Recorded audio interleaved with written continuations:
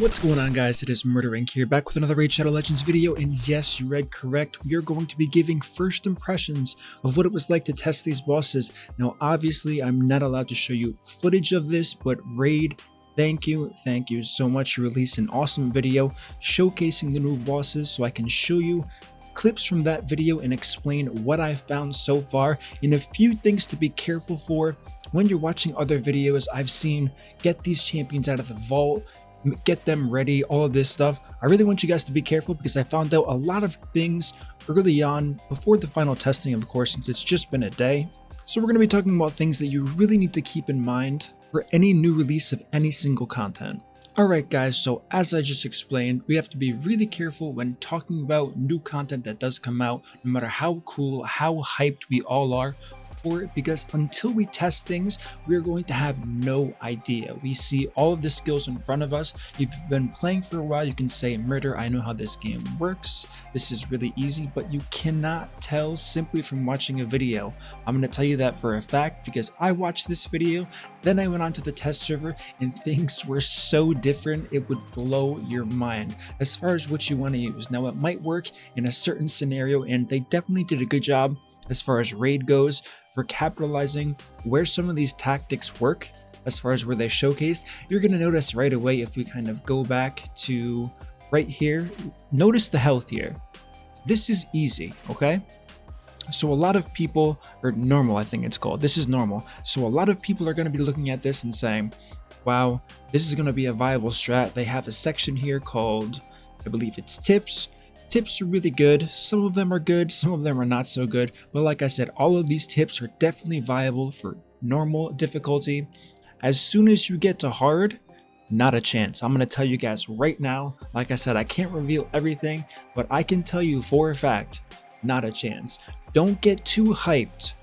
I'm going to tell you this right now. Unless something crazy happens that I have missed in my day of testing, and like I said, this is very early, so I could have missed something.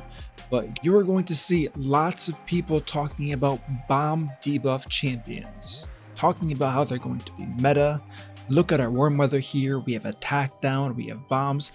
Let's notice the damage that this guy just took from these bomb debuffs, right? I think it happens right here. 25,000 damage. Obviously this scales with attack, but with really high attack, if you have an attack up, if you have a weaken on the boss, it all scales off of that. It ignores full defense, so defense down does not matter here. But let's think about that. 25,000 damage. That looked so impressive. It took so much of the life of this easy boss. However, if you try this in hard, you are going to do literally 10% of its health at best with 5 bombs. That's how much health this guy has in the hard difficulty. So I'm not saying let's all riot already. Let's say it's too hard. It's definitely not too hard. We've only had a day of looking at this, but I think it's really important not to fall into this window here by what happened on the normal mode of this dungeon and boss, and then kind of say, okay, this is going to be the viable strat. Now, if all you care about is normal, 100%, I can say already, you can just watch the video. Video is enough evidence of how you can deal with this boss on normal. If you have really good gear and you're kind of like an endgame whale, you can just go and one-shot the boss without any gear requirements. The bosses are really easy. And moving on from bommal, the Dreadhorn here, is like I said, I don't want to give away too much. Testing is too early, but just be careful. Let's talk about this next boss. All I really want to say about this is, I think, in my opinion, they should have swapped the positioning of these two bosses. This boss's kit, let me figure out what her name is. Astranyx the Dark Fae. Okay. Her kit sounds super complex. It sounds like the hardest thing you're ever going to do, but this is one of the easiest bosses, I think, in the entire Doom Tower. One thing that I'm not going to be spoiling, is you can see it clearly from this video, is yes, your champions do instantly get shadowed. They have the same speeds. However, your champions always go first. Let me say that one more time. Your champions always go first. So the meta teams that already exist for the Doom Tower, not going to spoil anything, just going to have you guys think about this because you guys are smart players, especially if you're watching this channel. All of the meta teams that you could possibly think of will still work for this boss, and you're going to one-shot it no problem.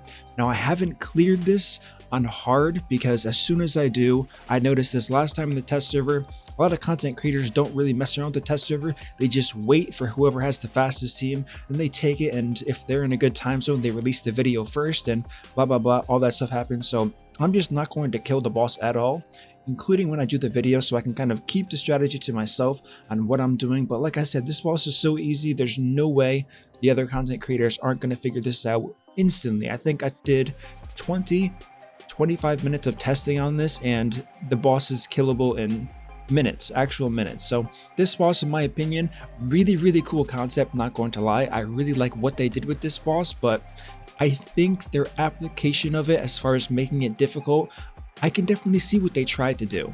I'll give them that. I can see what they tried to do with all the abilities, with the mirroring thing. I think this is such a cool mechanic, but I think they really reversed the difficulty between this boss and the Dreadhorn boss. Like I said, I think they should have swapped them around. Now, thankfully, for lazy people like me, this is the boss to farm. Looking at her, okay, we have keys to victory. I actually didn't watch that part, so I'm curious to see what they think about that. So the lethal set, this is the set that we all want. This is Savage 3.0. Ignore defense, crit rate. What more can we really ask for?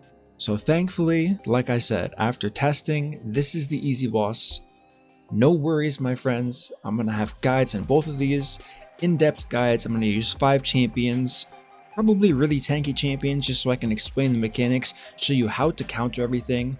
The champions I use aren't going to matter at all. I'm not going to give you guys a team and say, here are the speeds, here's the gear. That's a really lame way, in my opinion, to explain a boss. I did really well when I showcased the Eternal Dragon and the Griffin. A lot of people said, thanks Murder, this is a next level guide. So based on your guys' feedback, I'm going to replicate the same exact thing for this boss here, and just use stupid OP champions that are going to survive many turns through all of these mechanics here. And I'm just going to break it down. Hey, this is what's going to happen now.